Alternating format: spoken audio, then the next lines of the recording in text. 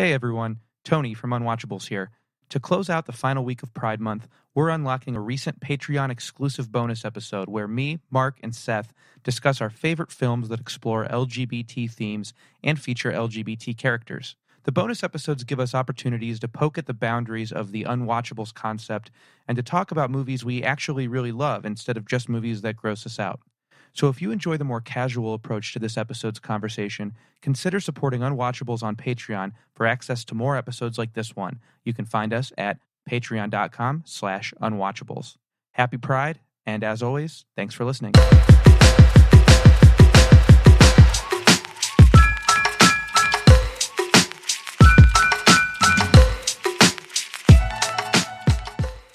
All right, so yeah, this is the Unwatchables bonus Pride episode for Pride Month. We're going to talk about some gay movies, ones that we like, ones we don't like. These movies identify as gay. The state of the queer film.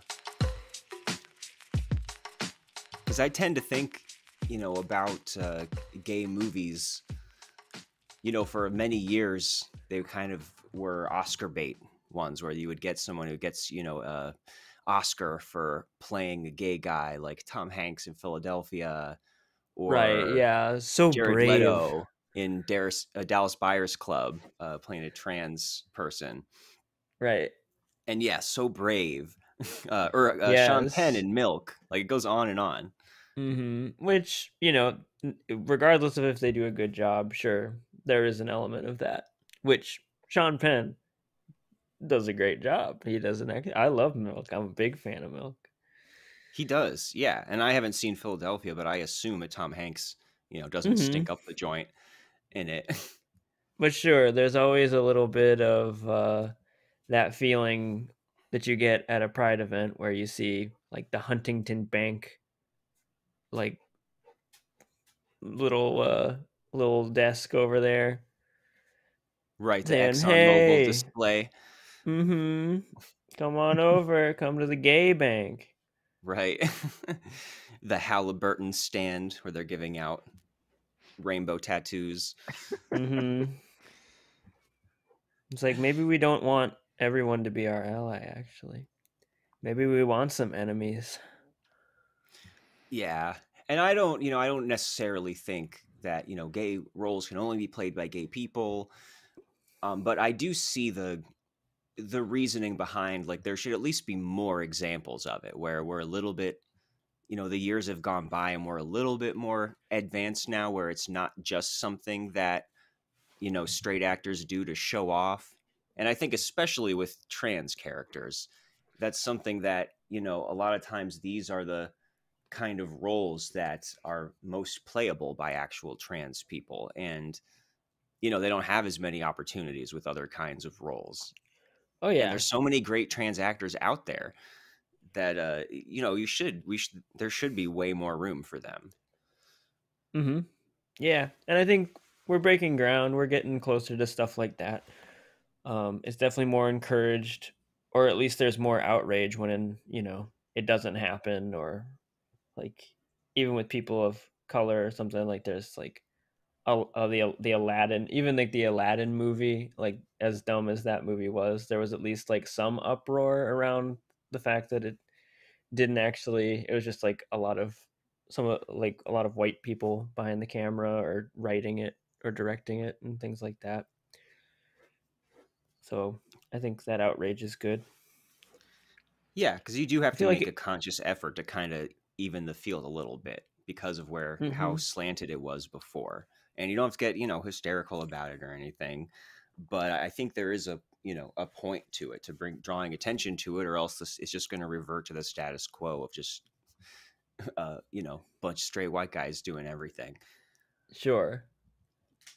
Man, I feel like every time we do a bonus episode, which was once before this, I'm like very tired from being like out in the sun and running through the woods.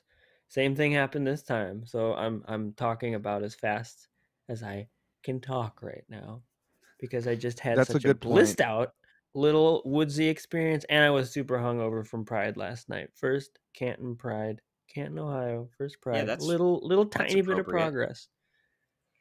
That's a good point, Seth. We will find you a studio that doesn't require you to run barefoot through the woods to get to it. I'll get on that. I know this microphone is like all the way at the end of the studio room, and it's surrounded by trees, and I have to have a lovely, weird hippie time Seth's before I inside a can get giant to it. tree trunk right now. I am. I'm kumbayaing as we speak. Kumbaya, But my you know, gaze. but as far as the Oscar bait movies, though, when I was trying to think of my favorite gay movies, It's hard. There's some so many. yeah, but some of them were ones like I am a fan of Brokeback Mountain, which is kind of I Oh, think the first I've one that never comes to a seen lot of that. people's minds. Oh, It's so really? silly. I've never seen it. I don't know what my problem is. I really Yeah, like that and it one too, is. actually. Yeah. Being a homophobe. Well, there is a little bit of a prestige film aura about it, and there was a lot of back padding and stuff at the time. But there is something to be said, especially back in like what was it? Yeah, 2005 when that came out about big movie stars using that platform Mm-hmm. to bring awareness to things. And I think the movie still meant a lot to people. And I can't take anything away from Heath Ledger's performance. He is so good in that movie, and so completely unable to express himself on any level that it doesn't necessarily have to be just the tragic gay romance movie. It's really about somebody who is so inhibited they can like barely even verbalize what they feel ever. I um love that. Yeah, that there's more than just his.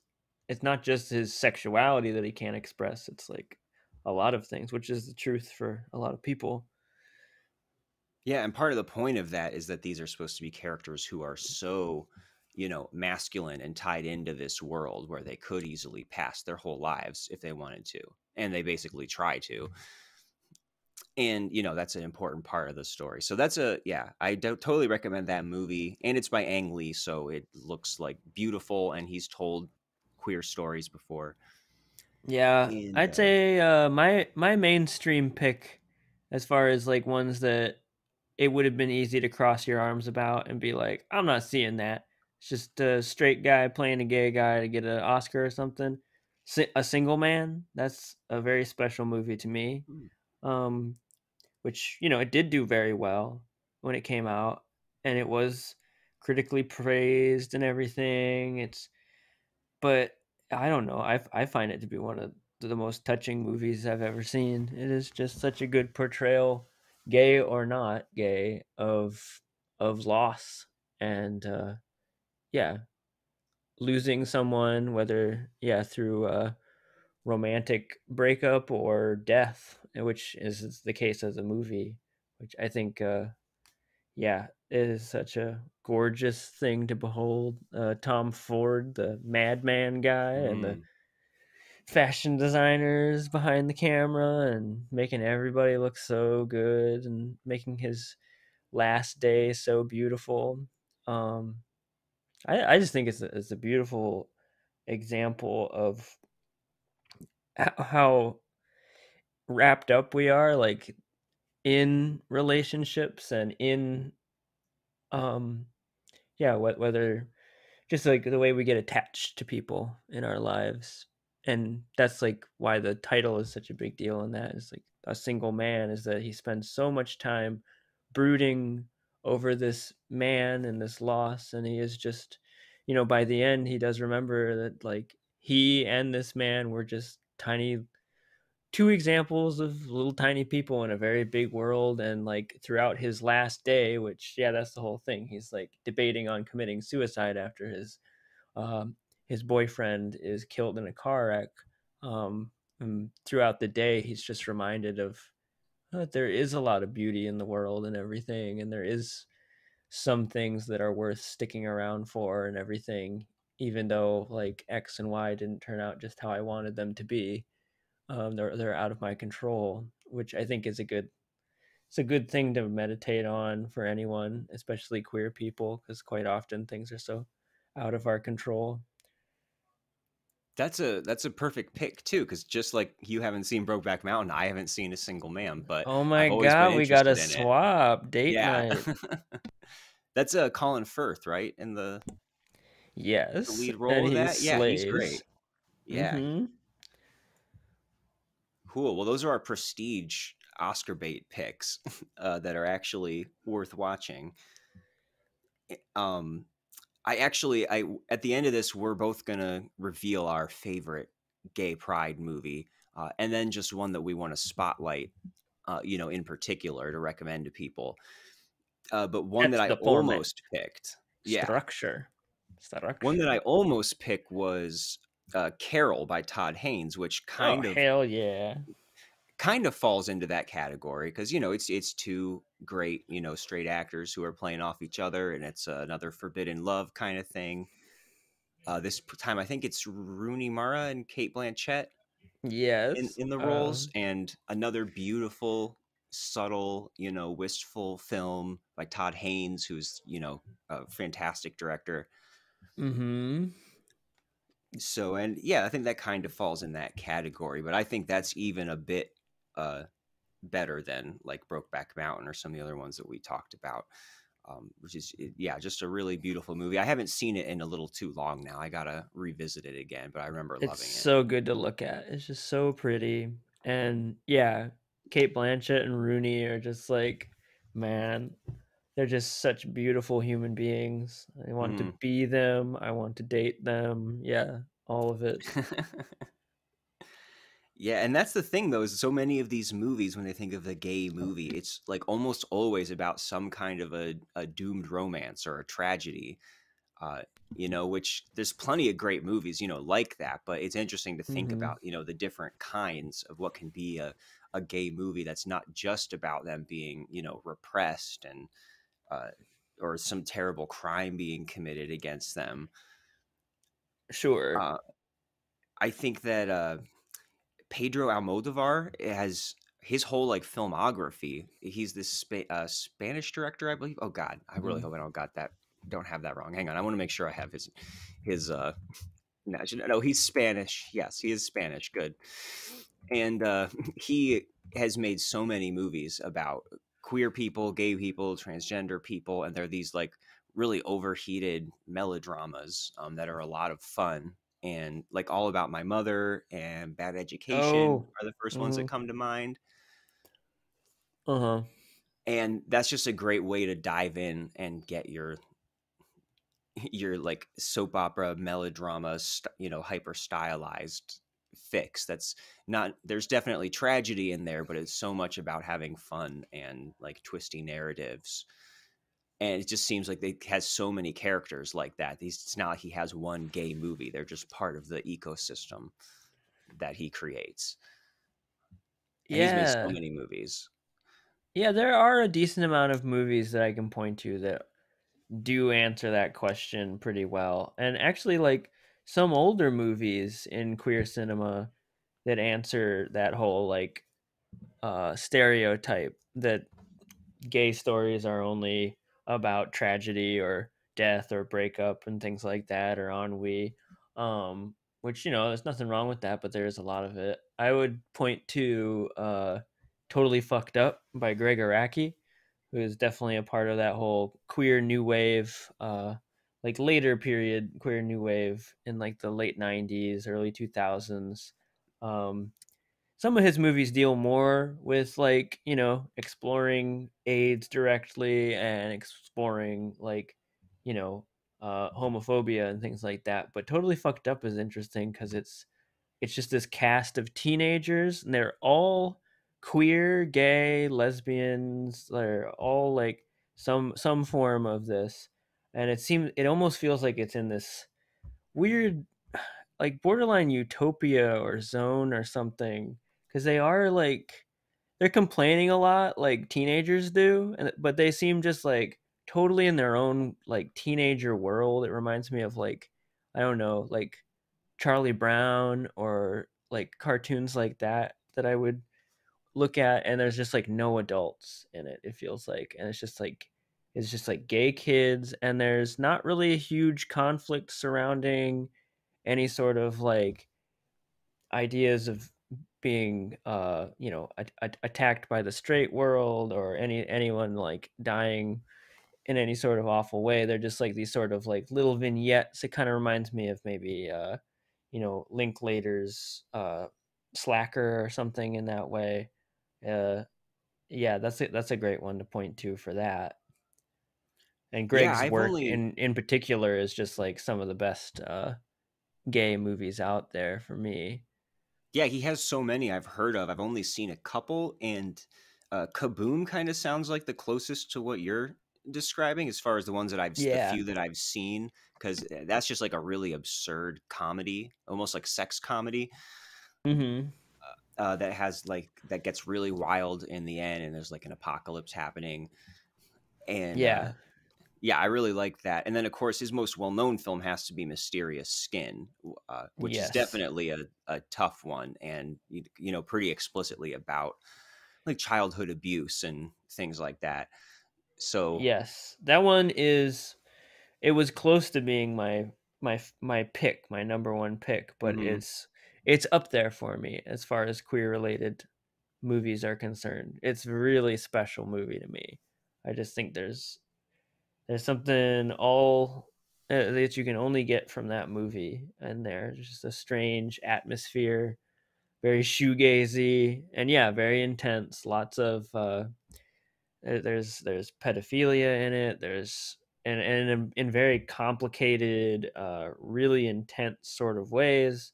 But it's also interesting. It's a good example of something that's like, I don't know. It reflects life in the ways that the movie has those big themes and has horrible scenes involving those aspects of life in it, but it doesn't necessarily define the movie and like in the way that, like, I don't know, there's like more to it than just these like big horrible issues going on in it, that I appreciate the movie for doing that.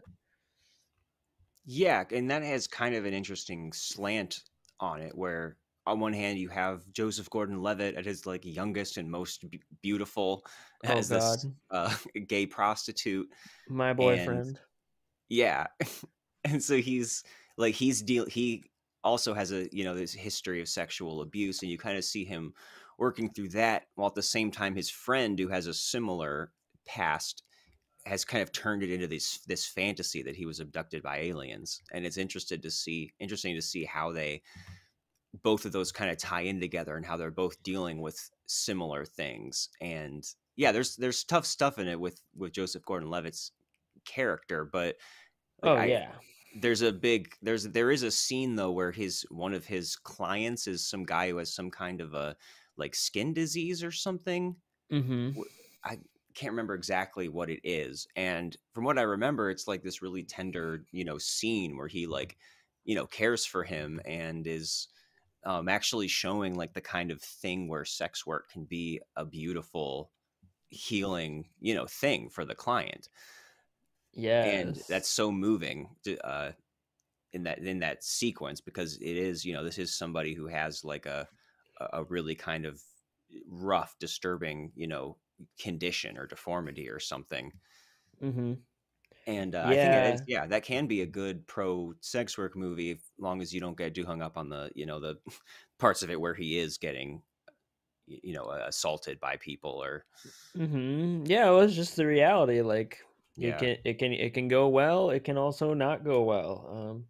Like so many things. But yeah, I love that movie. I love Greg Araki. That would be a great one for us to do a podcast on at some point. It's definitely Sure. unwatchable in a lot of ways. And yeah, I talk about it in an episode of Cinematary, another podcast. They have like a whole uh, s- they have a whole section of episodes where they go through Greg Araki's work on that podcast, and I really recommend what they did with that. Cool. Yeah, can't talk about recent queer cinema without talking about Greg Araki. Now, speaking of unwatchable, I know somebody that we talked to last night at Pride loved a particular movie that is held up as a kind of a queer touchstone, and does not have any of the tragedy or uh, the pathos about it, which is pink flamingos. Oh yeah, And because it your definitely favorite. has this ethos behind it, which we've talked about on the episode, but in particular that there's so much of the cast is queer or a drag queen, and John Waters himself is gay, and all of that kind of bleeds into this being a work of like defiant outsider art and queer communities coming together, even though the film is Right. absolutely repulsive in every way and you shouldn't watch it. Oh my God, Mark. I'm gonna give you a wedgie one of these times. Naughty boy. No, it's fair. It's filthy. They would be delighted to hear you say that. It's They would exactly be the reaction they delighted to hear wanted. that. So you're just giving them, really you're being a good gay, giving them what they want. Yep. You're a good gay. If you were having like a yeah. conservative uncle you were trying to open up to the gay scene, I wouldn't start with pink flamingos.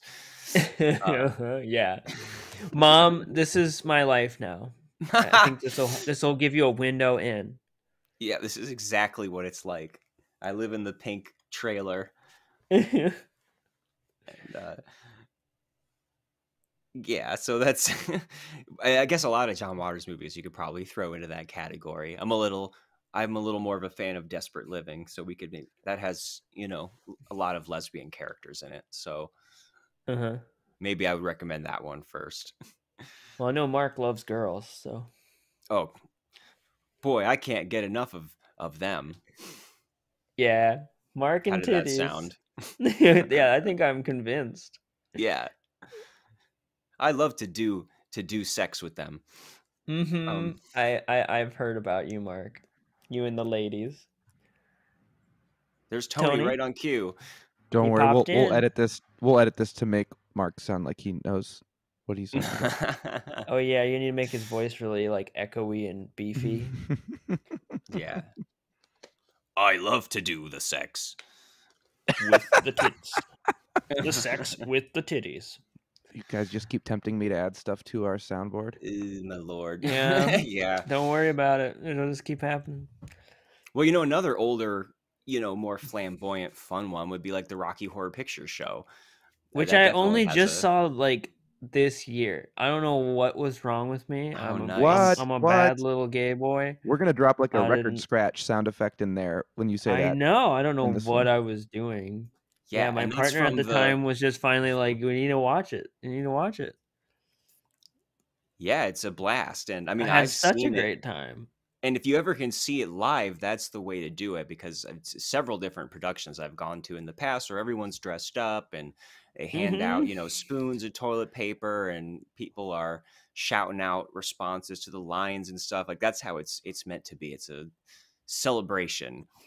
Well, I think that was my thing that deterred me, was feeling like I like kept on wanting to go see it, but I was also too intimidated because I'm just like, I'm going to embarrass myself because I can't keep up with the fandom. I don't know the lines. So you just put it off. I've run into other people that have said this because it's just like intense fandom. I imagine that's how it is with like Star Wars or something, if you didn't grow up with Star Wars or something.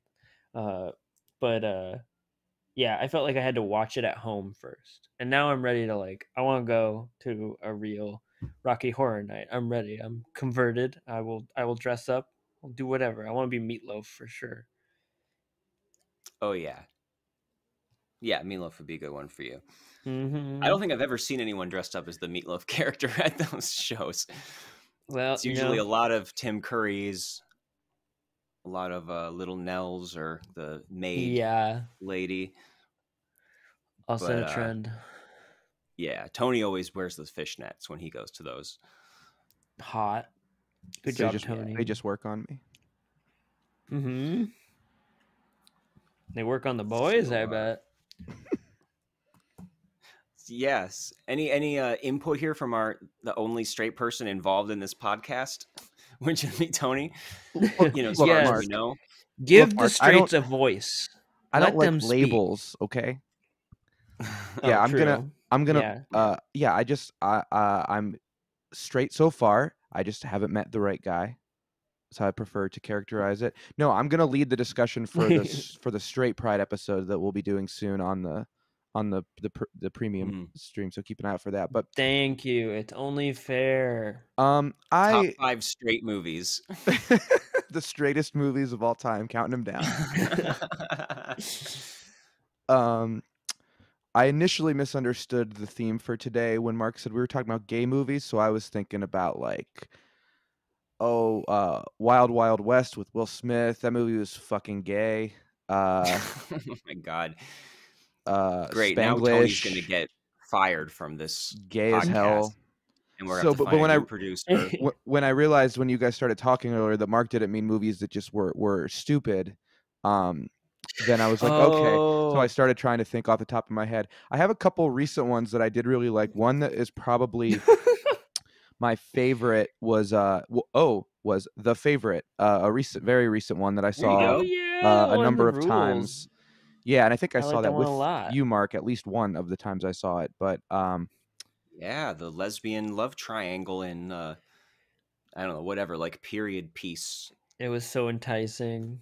Yeah. Gay queen movie, but not, like a totally different type of queen than I like that director a lot. I like Dogtooth, and I like Killing a Sacred Deer a lot. I love that. But I actually think like that might be my favorite movie of his, and he didn't write it. The most. Oh, well, I kind of think heresy, but okay. I don't know, man.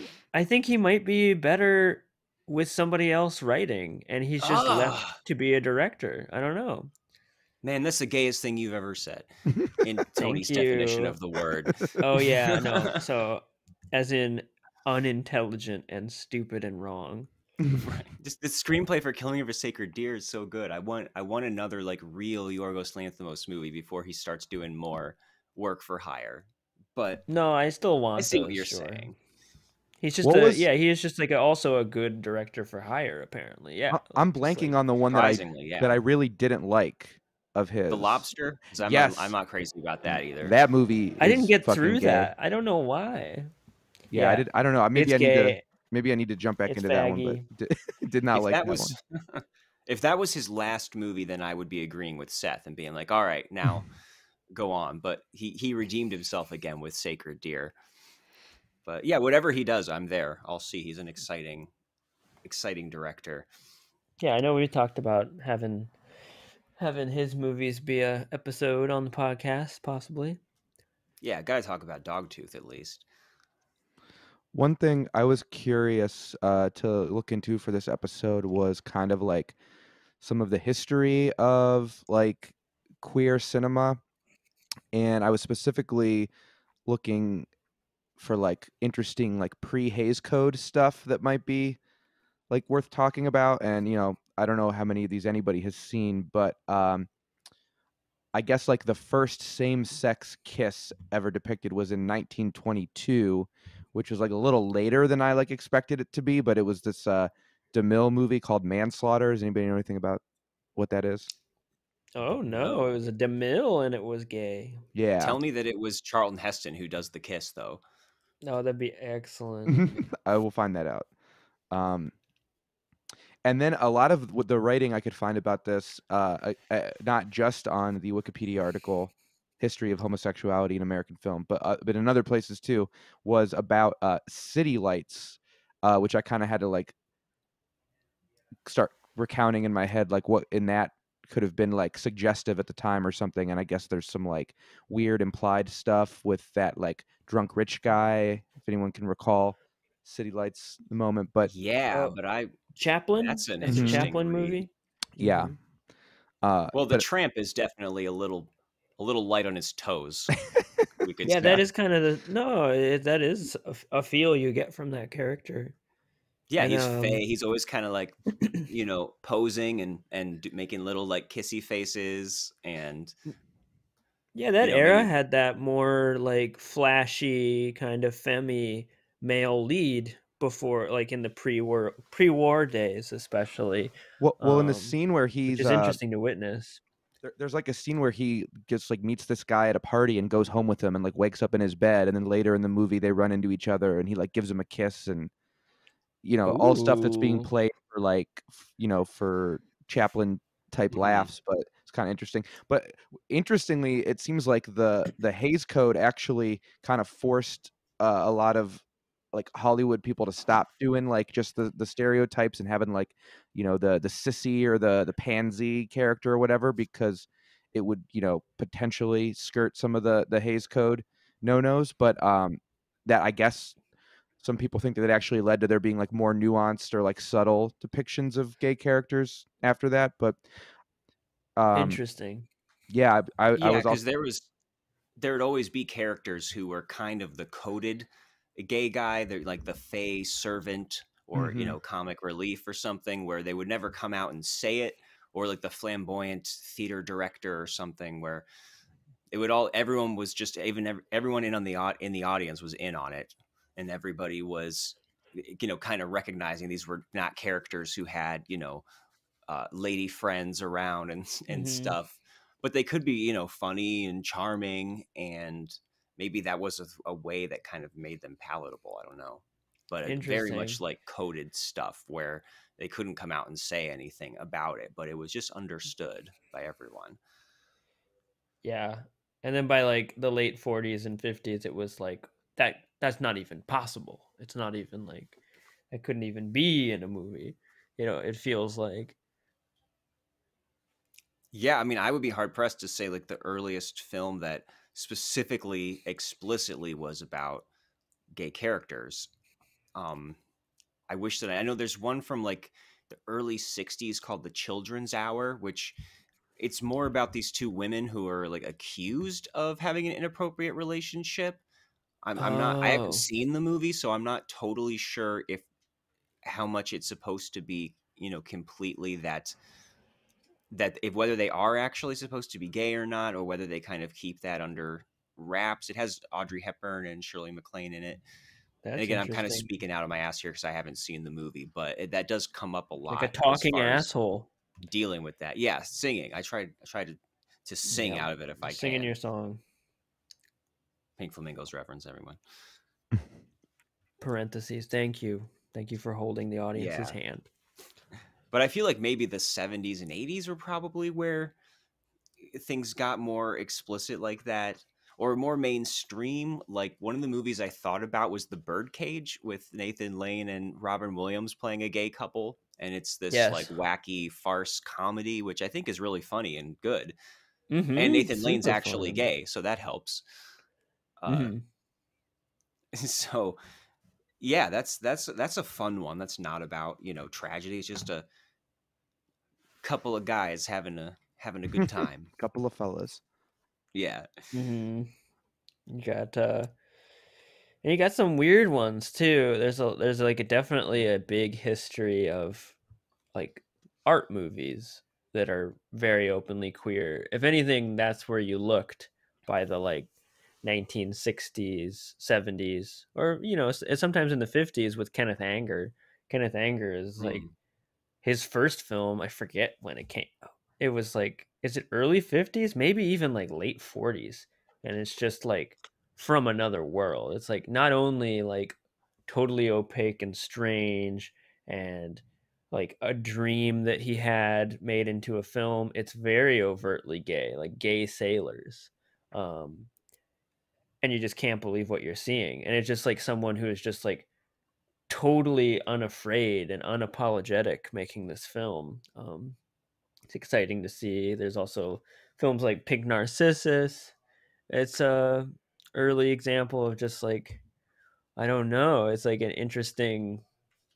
Uh, it's sort of in line with Carell, which is a Fassbender movie, and a tradition of like these sort of gay fantasies or something. They're like more like gay dreams, which of course like a, I don't know, that appeals to the queer experience, especially back then that things were so closeted.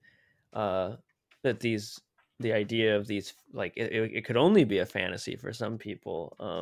Which yeah, Pink Narcissus is just like this almost Grecian weird dream world that this boy is just lounging in, and Carell is really interesting as like because Fassbender himself was like a big deal director. He did a ton of movies, and he also had like sort of a like bisexual tendencies and things like that. Carell is like this whole like gay sailor thing. The poster is amazing. Even if you don't watch the movie, just look at the poster on Google, and it's just like this lighthouse that looks like a penis, and it's wonderful. And there's a bunch of these just like in the movie, and it also feels like this like, yeah, it's like this fantasy world or something for gay men to live in, which always appealed to me because that's how my sort of first awakenings to that world was. It felt like an alternate world, and quite often it is. It's you know, very much like they talk about alternative lifestyle. It's almost feels science fiction like, and it is just like turn a corner and it's a whole new world for people to enter. Yeah, Fassbinder is a great person to bring up because a lot of, like you said, he has a ton of movies, and there's usually the queerness of them are kind of more undercurrents. Although the Bitter Tears of Petra von Kant, I think, is explicitly has like a female relationship going on, and that and then the director himself, there's this Moroccan actor who's in a lot of his movies, that in most famously in Ali, Fear Eats the Soul, which is like a kind of a retelling of All That Heaven Allows, the Douglas Sirk movie, except it's between this black Moroccan guy and this really old lady played by Bridget Mira. And Fassbinder had a relationship. He was like a lover of the Moroccan actor. His name's like El Hedi Ben Salem. I don't want to totally mess it up, but it's just knowing that they were in this relationship together. You can watch this movie where he's in this forbidden romance with this old dumpy lady, as being about a transgressive, kind of gay relationship, even though that's not literally what you're seeing. And yeah, that stuff is cool, where there's actually some cool gay movies that aren't necessarily about actual gay people. I gotta see that Petra one. The guy who got glitter all over me last night, he loves that movie. Oh, really? And okay. Yeah, you should. And well, when Tony brought up The Favorite, that made me think of another recent one, which was The Portrait of a Lady on Fire, which is another like period piece. I gotta see that. I have not. Yeah, where this artist is brought in to do a painting of this noble girl, so that they can send the painting to her prospective husband, so he can approve of her and then take her away. And they deliberately draw out the process of her doing this painting so that they could just spend more time with each other as they're like falling in love, instead of sending it away for her to be taken and married off. And yeah, now that I think of it, there's been a lot of movies like that lately. Yeah, I mean, I think this is probably on both our lists. I know we both love it. Talking about lesbian movies that came out recently, The Duke of Burgundy. Wow. Oh What a my gorgeous God! movie. How did I not Absolutely. think about Yeah, that? I don't know how I didn't Incredible. either. I thought of The Favorite right away, but I absolutely love that movie. I've seen that a bunch of times now too. Yeah, awesome movie. Yeah. Oh, Seth, that would have been my number one pick if I just would have thought about it. And I'm not going to Ooh, retroactively I go back now. almost didn't bring it up because I wondered if it was your number one pick. Oh, But it still can be, Mark. It still can be. okay. Well, technically, it definitely would be, but it's just I so Yeah. think of that movie in terms of it being like about BDSM and role playing. I And don't know. I fulfilling your never know lover's how to fantasies. describe it to people because as much as I'm not, I hate being like this whole like, oh, spoiler. I don't want to spoil things, but like, I don't know how to describe it in like a way that like entices someone without spoiling some of what the fun is, which is like you are thrust into this bizarre like relationship slash scenario situation that encompasses an entire town that you're just trying to figure out constantly, like what is going on, and it's so exciting. That's and that's why I think it didn't occur to me, is because gender is never an issue in that movie. It's a matter of fact, I believe there's not a single male actor in the whole film, and it's That is it's like correct. they live in this world where, you know, at their jobs in the town, everyone is a woman, and these two are, you know, in a relationship that's very much a, you know, role playing thing where one is always, you know, locking up the other in a chest, or or, you know, doing water sports with each other, like living out, just acting out these fantasies. But it gets into the mundane little, you know, ways, like the practicalities of, okay, now I got to get into the school uniform, and I need something I can read while they're locked away in the box to pass the time. And there's, it's just like these, you know, these banal things that we do to have relationships with people, and to excite their fantasies is kind of the price of admission. And it really becomes like this deep film about love, and, you know, how much you have to drink a lot of water to be able to do water sports. You do. And You gotta do you some know, work to pleasure someone. exactly. And so, yeah, I'm so glad you brought that up, Seth. God bless. Oh yeah, gorgeous movie. Yeah. And I know, before we get to our favorites, there were just some other ones that I was considering I want to bring up that are really fun, like Bound by the Wachowskis, Oh yeah, which is kind of the funny Matrix because, ladies. yeah, and it's funny because when that movie came out, and you know, they was basically being accused of these two, you know, male geek filmmakers fantasizing about this lesbian relationship between Gina Gershon and Tiffany. Oh my God, what is her last name? I can see it here in a second. Let them look it up. You look it up, I don't know why listener. Tony hasn't said it already. So Let the listener look it up. Jennifer Tilly, come on. Anyways, uh, yeah, and now that both of them have come out as trans women, that puts a whole different spin onto it, as far as those criticisms have not aged well. But it's a really fun, you know, crime caper, you know, lesbian flick. Absolutely. As a matter of fact, so is The Handmaiden from not too many years ago. Oh, I don't know that I don't one know. either. That's I want to say that's Park Chan Wook. Oh. Yeah, sorry, Yeah, my you've internet's seen slow that, tonight. Tony. Yeah, that was really good too. Yeah. Yeah, that's who it is. The Oh. director of Old Boy. Mm-hmm. I didn't And see that one. another really good one.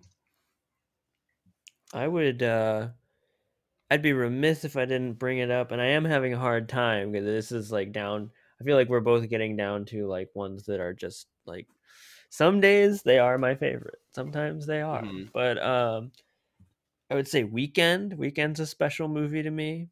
I forget the director, but it's a British movie from 2006 or 8 or something around then. And it's just very naturalistic depiction.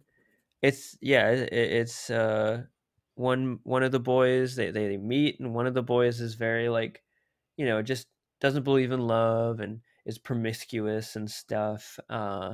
And the other boy is like, we see him slowly like, oh yeah, I don't love, I don't do that, yeah, no. And but slowly he starts to bring it up more and more. It's just like, but like, this is good. Like, what if, that like a very like very real concern in romantic relationships, or just like think like casual relationships, where like, where do we draw the line? When is it time to just like say like, I mean, are we ignoring what's really going on here? That we're having like a real connection and it's not just sex, right? And it does it really well. Not it escapes the feeling of being like some kind of romantic comedy or something. It feels very realistic.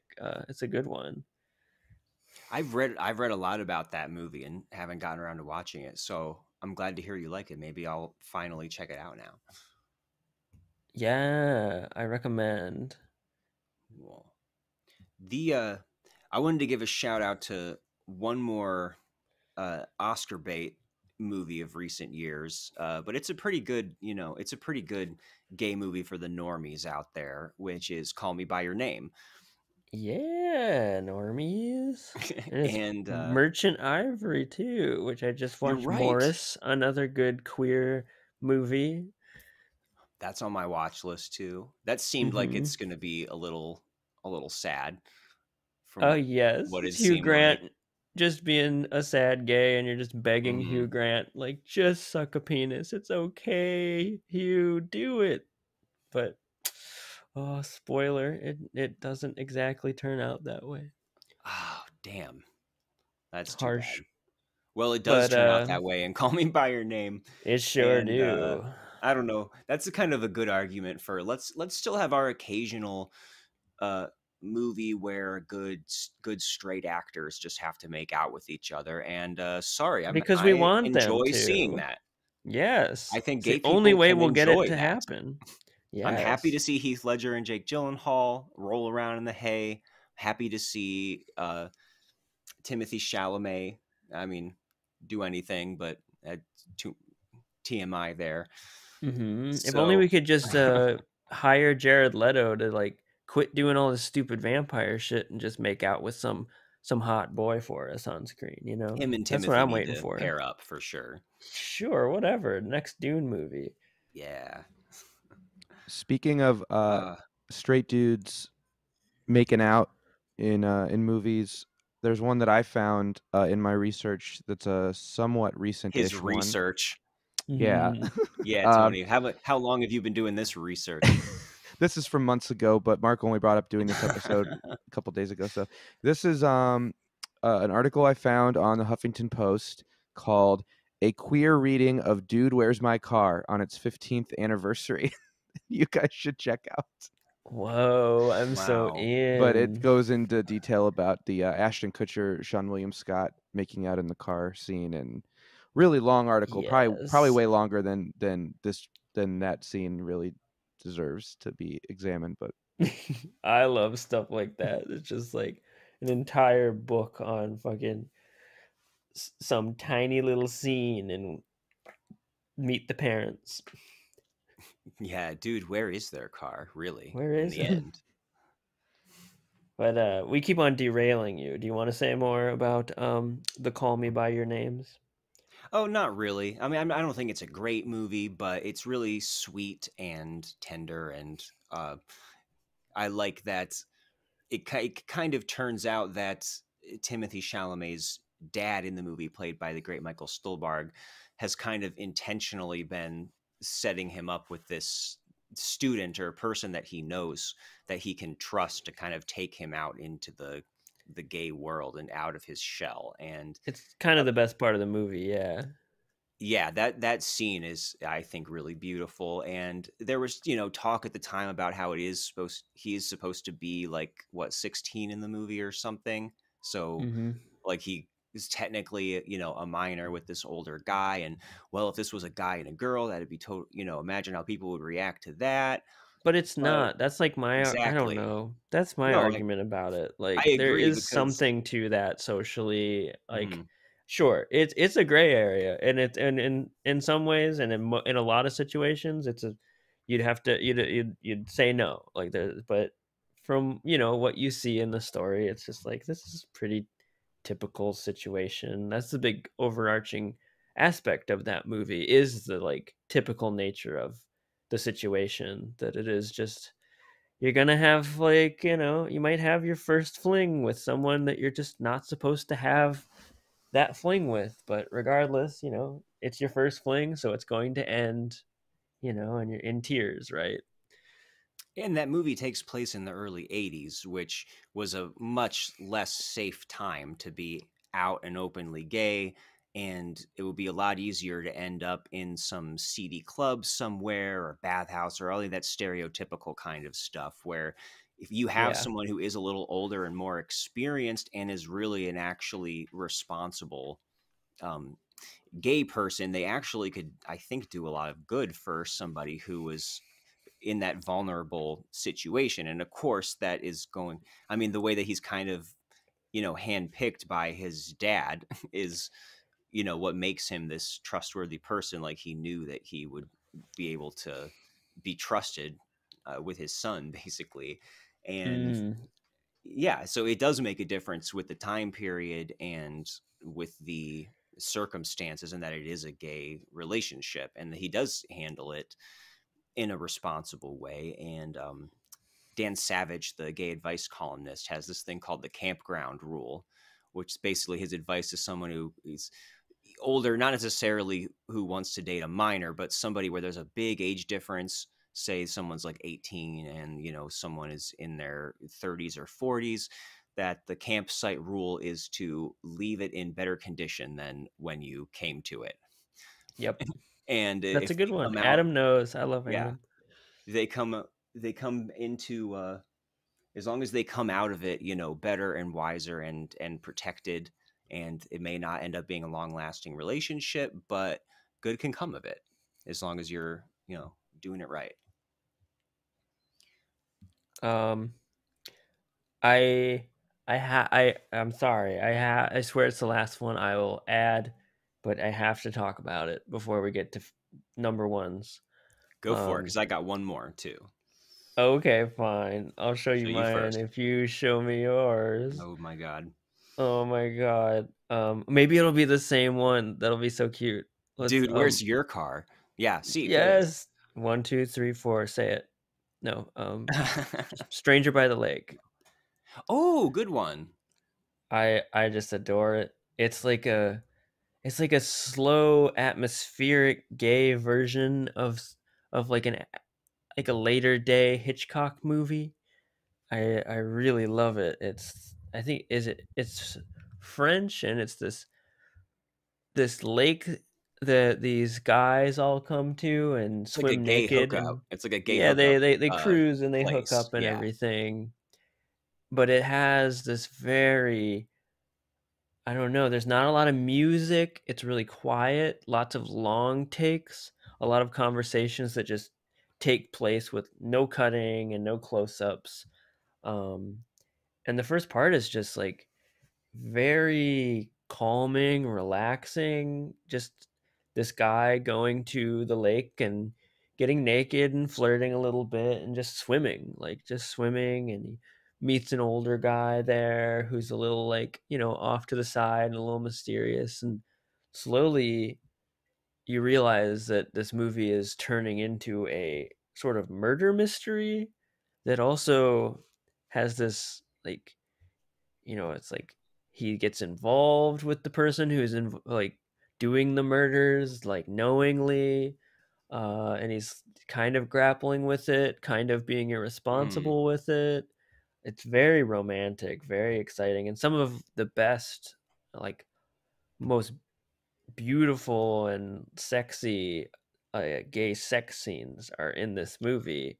Very explicit Very sex scenes, explicit, and which we just don't get, yeah. which we talked about Call Me by Your Name, which a lot has been said about just how that has the most typical they start making out on the bed and classic, the camera pans to the window, we don't get to see anything at all, and it's really still such a rare occurrence that you see gay thrusting or any sort of real gay act in a movie. Stuff looks unsimulated in that movie too. At least yes, some shots definitely are. some of the emphasis on shots, yes. Absolutely. Which, yeah, that's always the thing of frustration for me with modern movies, is just apparently they make such a big deal and try and be inclusive and try to have gay stories and gay characters and stuff, but when it comes to them actually doing gay shit, it's very not okay. It seems very rare for us to actually get a real dick shot even. I call that the Scarface shot. There's in the remake of Scarface, the Brian De Palma version, there's a scene where this guy's about to get killed with a chainsaw in a bathtub, and the camera just starts to drift away before it happens, and it drifts outside the window and outside, so all you can do is hear the chainsaw murder happening. Like, it's just too awful to see. And Right. that's the Scarface shot is what they do in Call Me by Your Name, where they're like, okay, let's what's going on over here? Hey, look, it's a window. I don't even get to hear that boning though, you know. That's funny. And actually, you know, I'm glad you brought that up, because the guy who made Stranger in the Lake, I probably won't remember his name or even know how to say it if I did, but he followed that up with this movie called Staying Vertical that I actually like even more. And Ooh. it's not just a gay movie. It's like, it follows this guy who hooks up with some random girl, and she gets pregnant, and somehow he ends up with the baby and she disappears. I think it's been a while since I've seen it. Basically, he keeps going along the countryside, like, looking for her, and any person that he runs into, he ends up having sex with. So sometimes it's a Whoa. woman, sometimes it's a guy, sometimes it's like an old farmer man, and it's almost like a absurdist, where no matter who he runs into, it'll like fade in the next morning with them in bed together, no matter how That's ridiculous the pairing amazing. is. And yeah, that's a good, like, semi queer movie. It's definitely a fluid one. Mm-hmm. So Well, any your other... turn.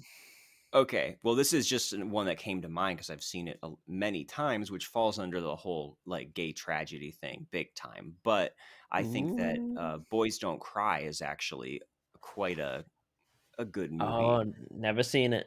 Yeah, Oh I've always man, been too afraid because it just seems like such an undertaking.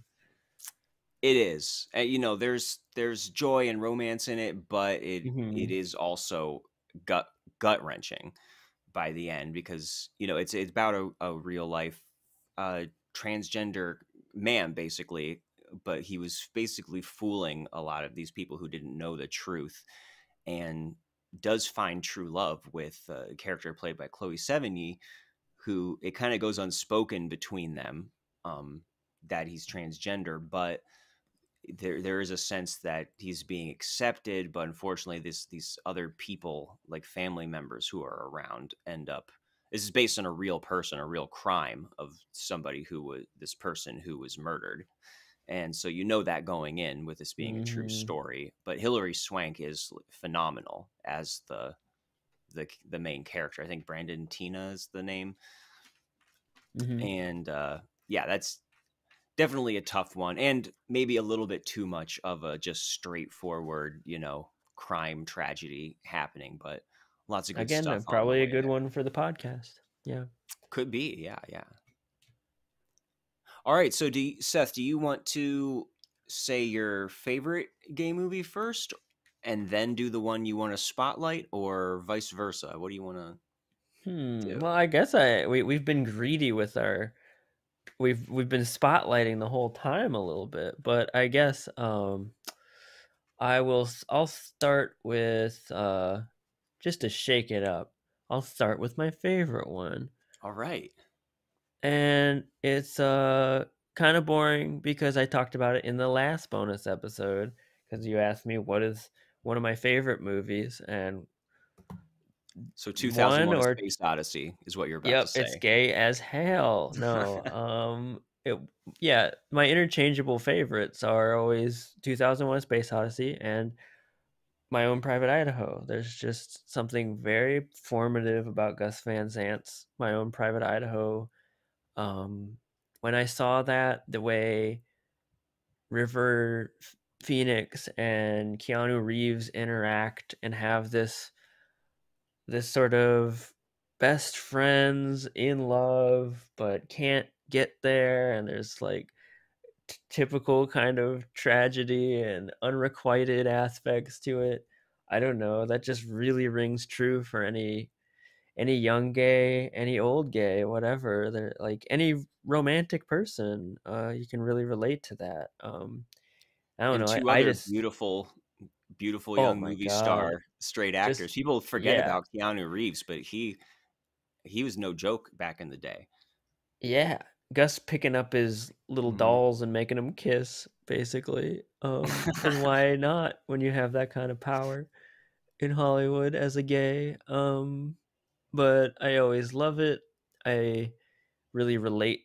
I really relate to it in that sort of way that it expresses queerness. I never got to see movies like that up to that point when I saw it in high school, where it's not overtly queer necessarily in its depictions. Like River Phoenix and Keanu are like doing gay shit, and Rivers is in love with Keanu, but I just felt like they're like, when I thought of gay people up to that point, it was just like, well, they're wearing bright colors and they have a certain way of speaking, and they, you know, they do this and they do that, and this Rivers does not fit a lot of the generic gay stereotypes.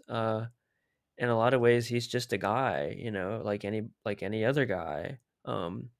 Which I don't know, that I kind of appreciated that, and saw that in the movie. And Keanu's also like this complicated, like he's kind of a man's man, but he's clearly like a twink kind of guy, and he's keeps on insisting that, like, no, I don't love men, but he keeps on turning these tricks on the street, even though he's brought up as a rich kid. Like, he keeps on sleeping with men for money, and you're like, what is this? Are you sure? What is, it's kind of these like little questions. And similar to what I was saying about like Kenneth Anger and things, it has this queer aspect that is like queering the reality of the situation, in my opinion, that is really exciting for me, which is this: it doesn't take place in the real world at a certain point. It goes dips in and out, and then it goes into, all of a sudden everybody's speaking in like Shakespeare verse, and it's very much just like, um yeah, like it feels like adults playing dress up or something all of a sudden. And it's a whole other dimension, a whole other reality, a whole other like secret world kind of, which I think is very exciting in that movie to witness. I adore it. Nice, yeah. That's what I figured would be your pick, and you were actually right about what you figured what my pick would have been, except that I forgot about it. So I know you the were Duke of Burgundy. So thank you. You got to pick for both of us, really. The one that I wanted to highlight, which I wish I'd seen more recently than I have, but going from memory, um, is actually a movie called The Crying Game from 1992 by Neil Jordan. And this was a big deal and very controversial when it came out. It's kind of a strange story of this IRA member who is part of this group that kidnaps a British soldier played by Forrest Whitaker. And the first half of the movie is them kind of bonding and forming this relationship, even though one is the captive of the other. And at some point they get separated, and Forrest Whitaker makes the guy promise that he's going to go visit his girlfriend back in London or somewhere. And once he dies, that's kind of his penance, that he goes and seeks out this person. And this is really tricky territory, because I'm just going to go ahead and spoil it, because there's no way to talk about it without it. So spoilers for The Crying Game.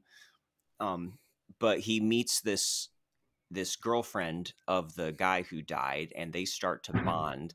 And there's kind of a reveal later on that this is actually a transgender woman, but after they've already fallen in love. And there is kind of a twist moment, basically, where he sees her naked, and that's like the big reveal.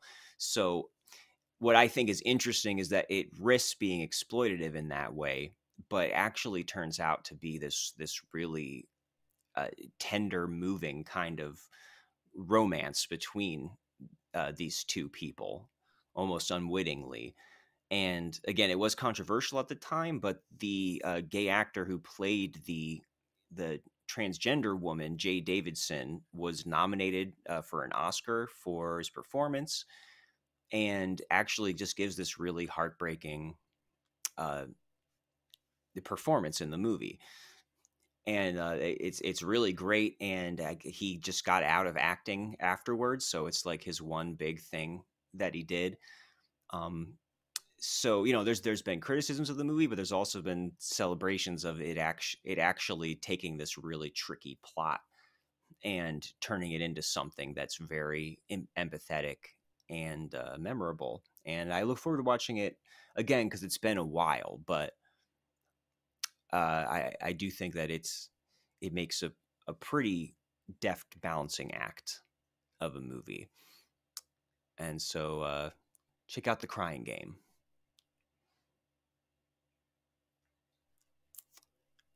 Do we lose you, Seth? I'm not hearing your... Oh, There we go. I had never heard of it. Yeah. Cool. Yeah. Check it out. I would be interested to see where you land on it. But yeah, it's actually ends up being this really great like romance. Oh, yeah.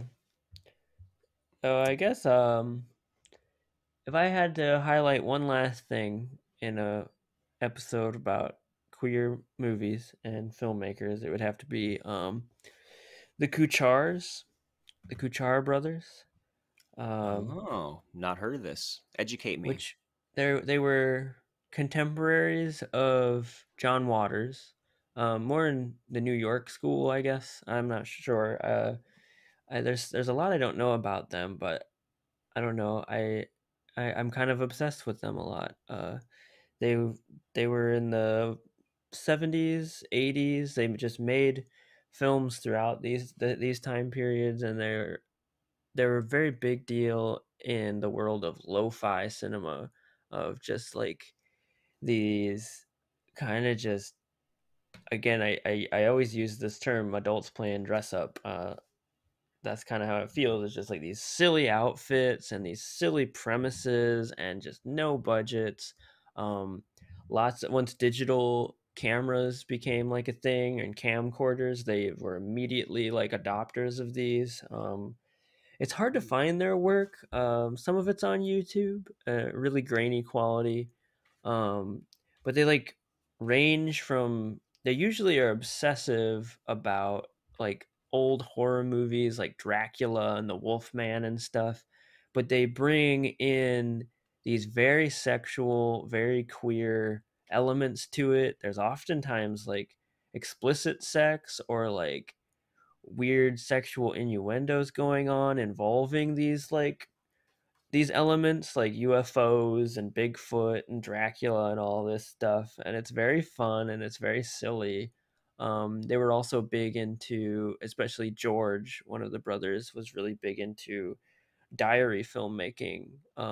He has this series called The Weather Diaries, which I think is maybe a little easier to find on YouTube, where he just would go to hotels and he would just monitor the weather, and he would just be like there for a week just updating you on the weather, and you get to see what he does in this like nowhereville town, mostly like in Tornado Alley where there's like tornadoes and bad weather and stuff. But they're both weirdos. They're both big weirdos, like similar to John Waters in that like the second he opens his mouth, you're like, who is this? There's no one on the planet like this. And George Kuchar and his brother are both like this. Especially, yeah, George just has this. They have this weird like New York kind of accent. They talk like this, and it's like it feels like a put on. They're like these very strange. They have this like messed up hair.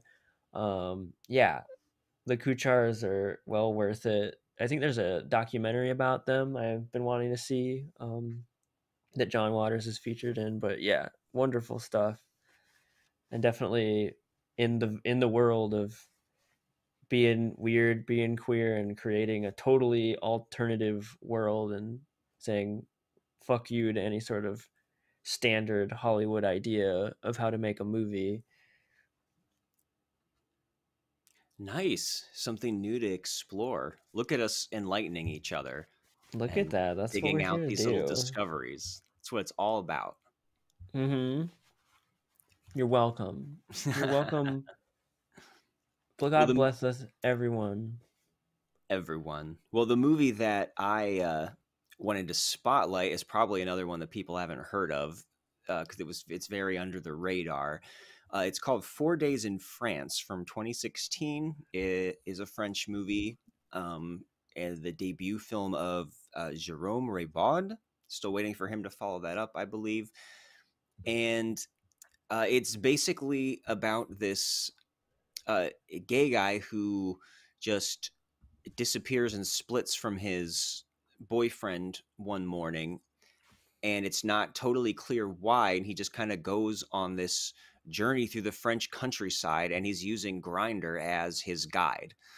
So he's always following the little beep, and the movie is all of his different encounters with all the different people that he meets along his way through Grindr.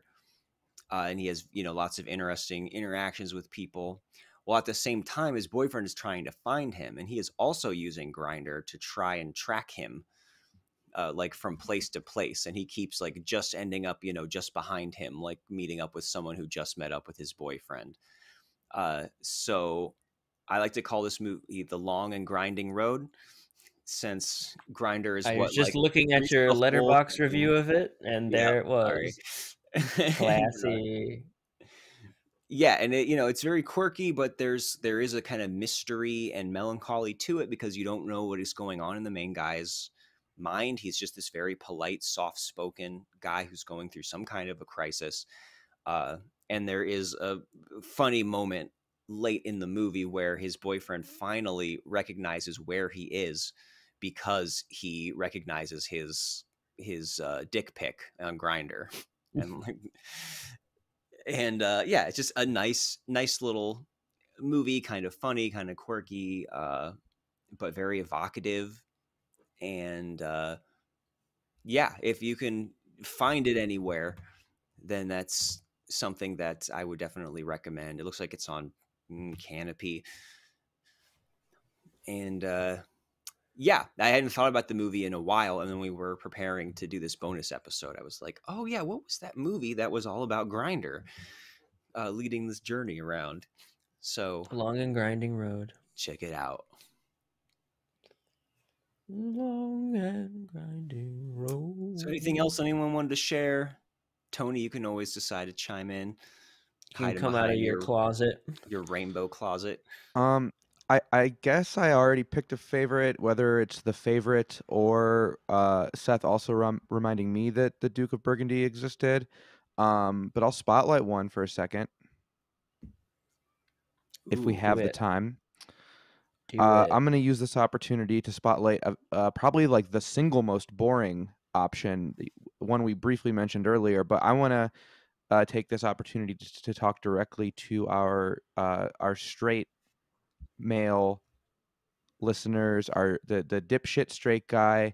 This is like 80% of our listeners, I would estimate, by the analytics I have access to. Only you can translate to them. Yeah, I don't want to lose them. So like, look, you're not homophobic. You're probably sitting on the couch wearing a pair of shorts that come to the correct spot on your knees that your wife bought you, and you groan when she makes you wear them to a cookout, but you secretly like how they complement your body. You're not above drinking a White Claw, but only the lime ones, not any of the pink or purple ones. There's just a little bit of skin between where the shorts end and the socks end. Yeah, you're showing only the tiniest. You're showing that single stripe of leg. All the straight pride flag should just be like khaki, and then like unkissed by the sun, like skin, and then like white sock. Those should be the three stripes of the straight pride flag. And you're scowling at this old house and talking about how annoying the hosts are, but you secretly like when it's on. And so there's an entry point here for you. And I think that movie is one that I really, really liked when I first saw it as a boy. And I haven't liked as much on the more recent viewings, but I still do think it's a really good movie. And when we already brought it up, it's obvious. It's Brokeback Mountain.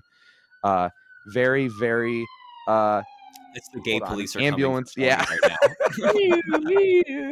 now. Stop him. It is a very touching story, incredibly tragic, but it's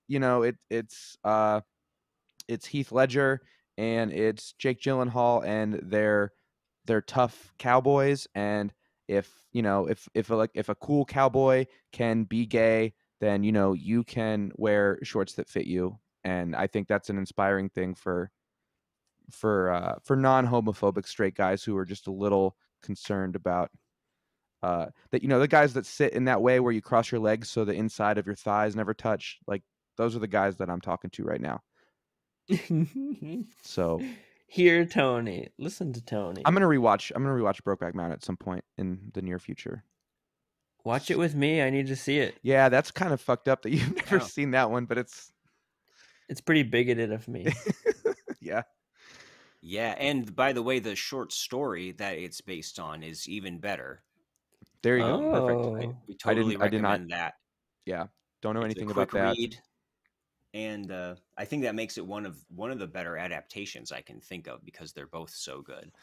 But very powerful story as well. Mm-hmm. Right Well, on. so what's enough of that gay shit? yeah, there's our Ungayables. Embarrassing for Pride Week month, whatever. Yeah, thanks for listening. We'll be returning to exclusively heterosexual content after this episode. Starting with a porno episode. Yeah. A little preview depending on when this one comes out. Yeah. Oh yeah. Oh yeah. Mm-hmm. Oh yeah, baby, says Marc. Oh yeah.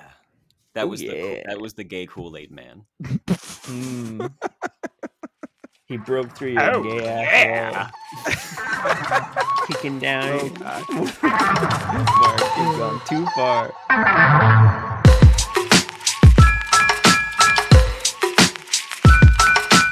Unwatchables is produced by Tony Scarpitti, hosted by me, Marc Dottavio, and Seth Troyer, with artwork by Micah Kraus. You can find Seth and I on Letterboxd under Marc Dottavio and Sloth Troyer.